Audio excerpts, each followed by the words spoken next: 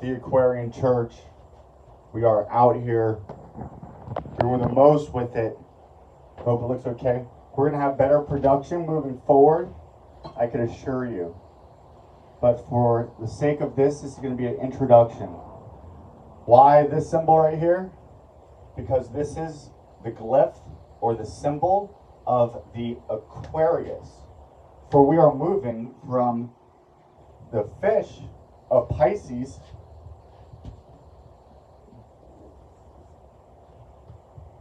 into Aquarius. This happens every 2,150 years to 2,400 years. We have different calculations.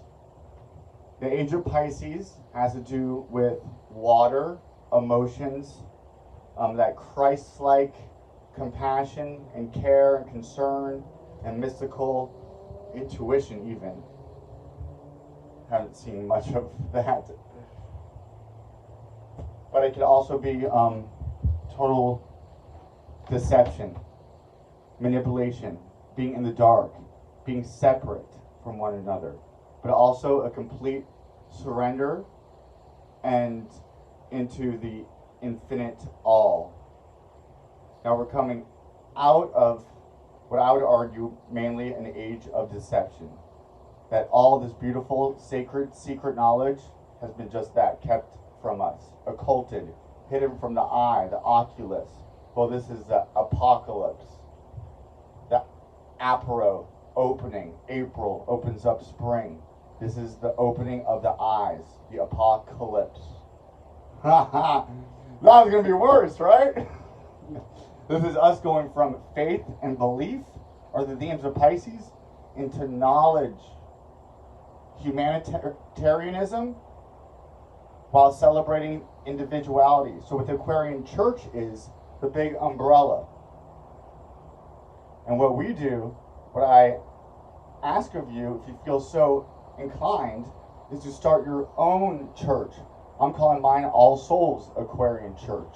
You might want to call yours Deborah Harding's Aquarian Church. And you shoot it from your own home, your own studio, your own room, your own backyard, your own wherever, and you put on a sacred ritual and you bring your magic and your spirituality to this. The only rule is to not harm somebody else. There's no religious superiority, there's no racial superiority. What this is a spiritual movement, so that those in the new age, quote unquote, there's nothing new about this, is ancient secret knowledge that's been hidden, namely astrology, metaphysiology. That's a raising of the chrism within us, the kundalini energy, the fiery serpentine energy, that we Christify ourselves with this holy chrism. We're going to learn about the 7 chakras, the 33 vertebrae. Together, that's our 40 days and 40 nights that we're traversing for.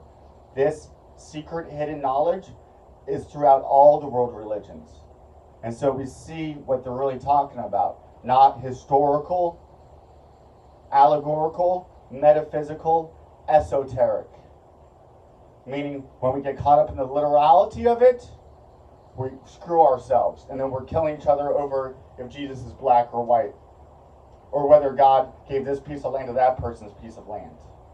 When they're talking about spiritual journey stuff, not an actual exodus out of Egypt, that these are stories. Just like Santa Claus coming down the chimney, well, collectively, we still believe that Santa Claus comes down the chimney and gives us gifts.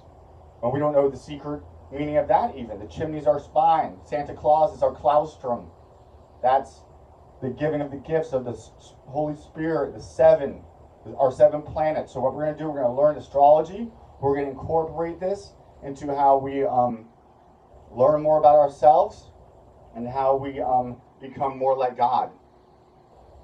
Has theurgy, apotheosis, Christification, deification. The more we come together, the more like God we are. We are God separated, experiencing Himself. Now we're coming back. We've reached the fullness of time. Pisces, that's the last sign. Now we're going back. We're going back home. too serious. The brightest star in the night sky is the Queen of Heaven, the seat of wisdom. She guides us along the way on our journey. We're going to learn all about her because she brings up the sacred feminine, which has been suppressed, along with Mother Earth, along with the sacred sexuality. We are going to free these things up. We are going to bring together the different religious disputes because we found out what they're really talking about. We're going to celebrate individuality and humanity, building community. The New Age spiritual healer world, we're lost and separated, perhaps willingly so by those who don't want us to know. So now we can't just stay in our own little rooms, our own little offices. This is my attempt to come together to organize. And we do it in our own unique, beautiful ways. Love you. We're going to do services. I come from a Catholic background, and I love reggae.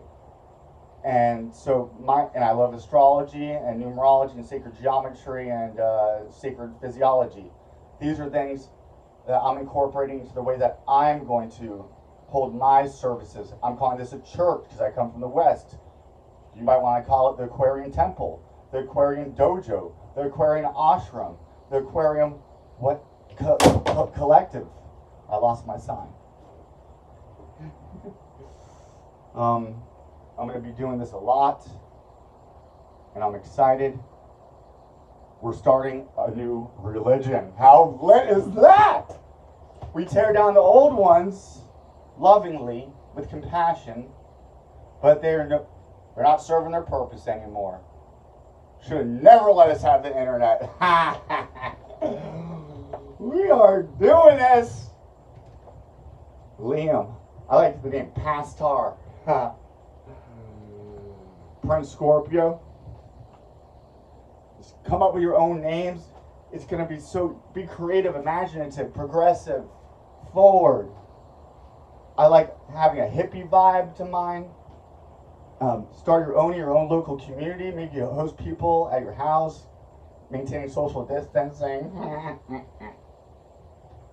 Let us go in peace to love and to serve.